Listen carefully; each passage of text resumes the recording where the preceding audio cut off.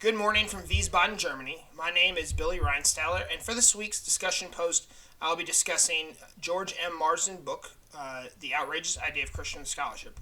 This book is what we've used throughout the course, and in it, Marsden argues that academia, is hostile to Christianity. In the face of that, many academics or scholars seek to remain silent. However, Marsden argues that there's a path forward in which a Christian worldview and Christian scholarship in all areas, not just religious ones, can influence the academy. And so, in a 2001 book review by James Heft, it helps us understand the process by which this book came about and kind of the process by which many academic books come about. In 1990, George Marsden convened a conference at Duke University to discuss some of his ideas and under the title The Secularization of the Academy. A few years later, in 1992, he gave a talk at the American Society of Church History entitled The Ambiguities of Academic Freedom, and he would later use this as the basis of his book, The Soul of the American University. In that book, Marsden argues that the American university system was largely founded by evangelical Protestant colleges and denominations founded in the 17th, 18th centuries, but that by the 1920s, these universities had lost their sense of faith, and they had, in fact, become like secular colleges and often were hostile to Christianity.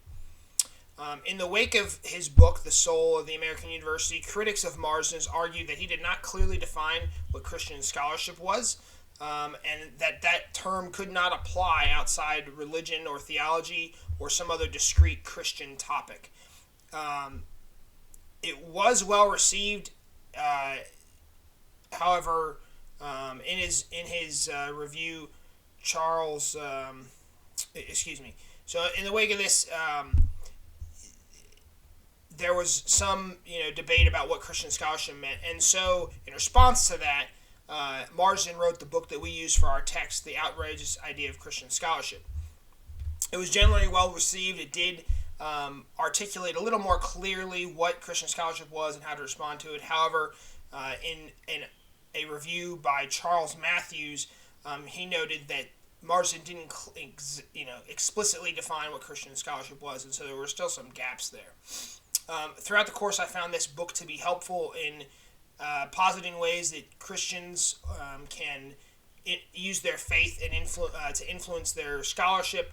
And I think that's worthwhile. I briefly want to touch on, even in Catholic colleges where I went, were sometimes hostile to Christianity. I went to a large Jesuit, or not large, but a Jesuit institution where, although I only really encountered heresy in a theology class on one occasion, the culture of the school was very hostile to Christianity and to traditional Catholic teaching. For example, there was an LGBT Alliance Club. At one point, I remember seeing a Hindu festival being celebrated on the lawn of the Social Justice House.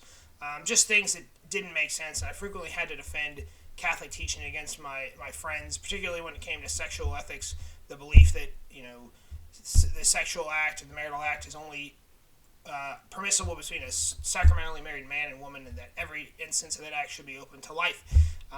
And so I say that to say I think Marsden was right.